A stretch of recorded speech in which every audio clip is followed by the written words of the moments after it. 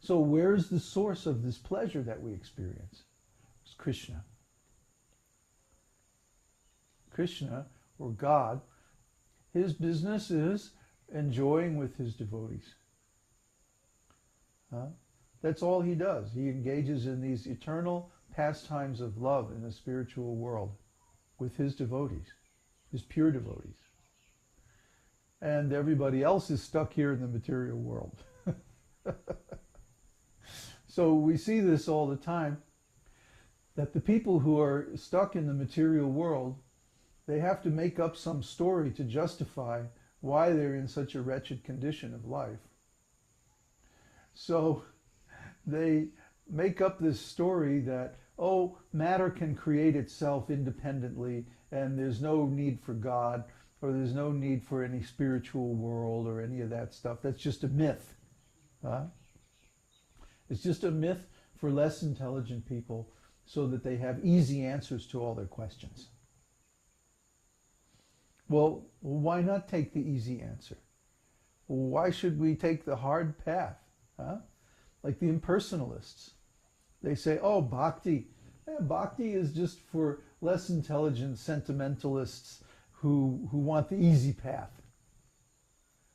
Well, why not take the easy path? What's wrong with that?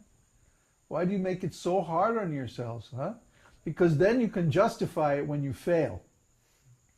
You will fail because the path doesn't lead anywhere. Well, right. The path of the impersonalists, Krishna says their only gain is the hard labor that they expend in trying to follow it. All they gain is their hard work. So then they can say, I worked so hard. Yeah, right. You get your gold star. That's about it.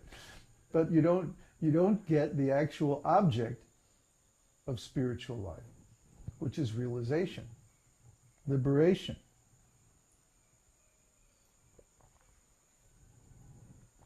Unconditioned consciousness. Unconditioned means that our consciousness is in its original state,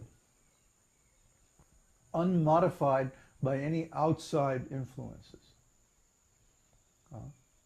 For example, the sky. When the sky is in its original state, it's clear. Just like the other day, we had 2 or 3 days when the sky was just perfectly clear. You could go up the hill and you could see all the way across the lake, with perfect clarity. Maybe, 10 kilometers or whatever it is, you could see everything just sharp and clear. And that's the natural condition of the sky. The natural condition is clear and bright. And everybody says, oh, what a beautiful day. The sky is clear. Why? Because the sky is in its natural state. Similarly, our consciousness. When our consciousness is in its natural state, it's bright and clear. It's unlimited.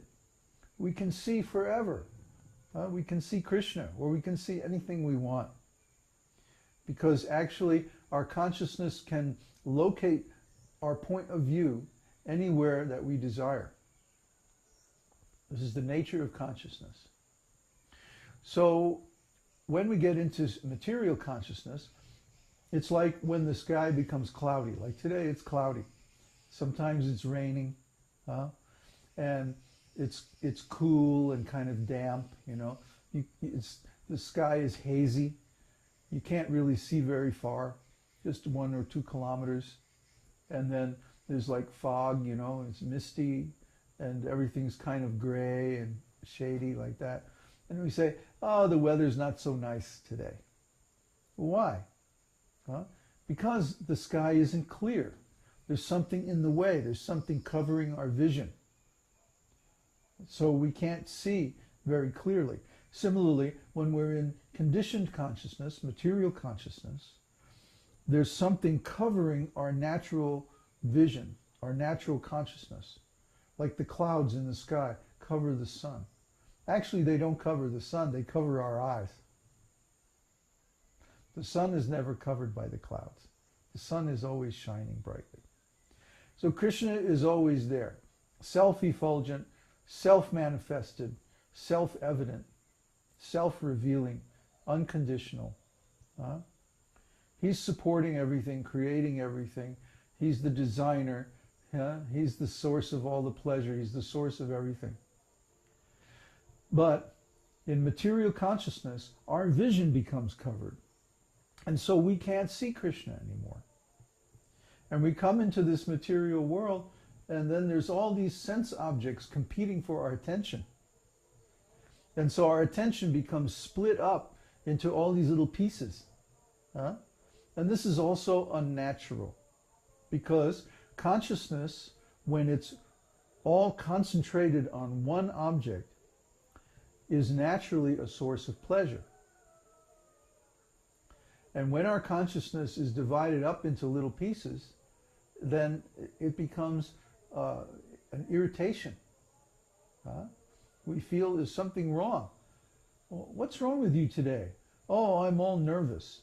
What do you mean nervous? That means your attention is divided amongst all these different things. And you think of this, and then you think of that, and then you think of this other thing, and then you do this, and then you go over there and do that, and you're running around.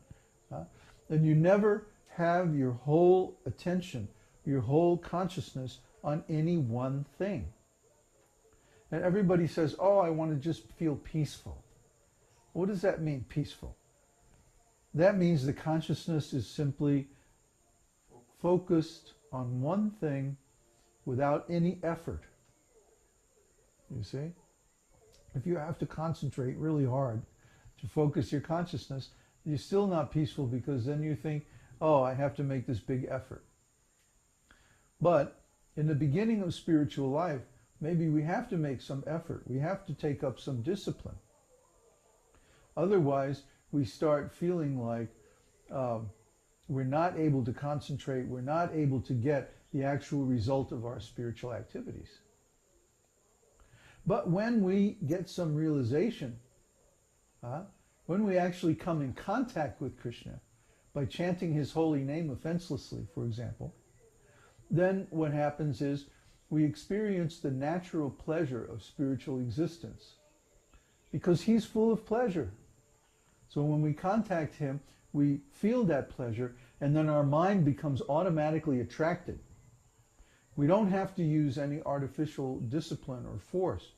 The mind is naturally attracted. Srila Prabhupada describes in his books, just like the attraction between young boys and young girls. Nobody has to tell them. Oh, you should be attracted to those young girls. The young boys are automatically attracted, and the young girls are attracted to the young boys, because there's some natural force bringing them together. They appreciate one another's beauty and their qualities and so on. So similarly, when the soul comes in contact with God, you know, it's like the north and south pole of a magnet. They automatically come together. There's nothing, you don't have to do anything to make the two poles attract one another. They do it automatically. And similarly, if you take the similar poles, like the North Pole and the North Pole, and you try to force them together, they won't go together. There's a force that pushes them apart.